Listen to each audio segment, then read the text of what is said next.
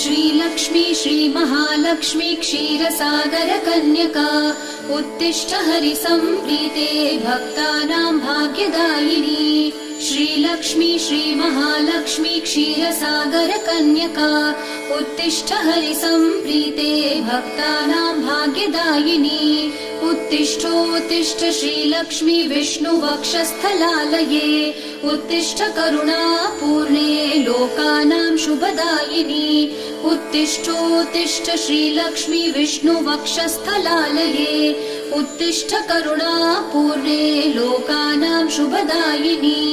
श्रीपद्ममध्यवसिते वरपद्मनेत्रे श्रीपद्महस्तचिरपूजित पद्मपादे श्रीपद्मजातजननी शुभपद्मवक्त्रे श्रीलक्ष्मी भक्तवरदे तव सुप्रभातम्।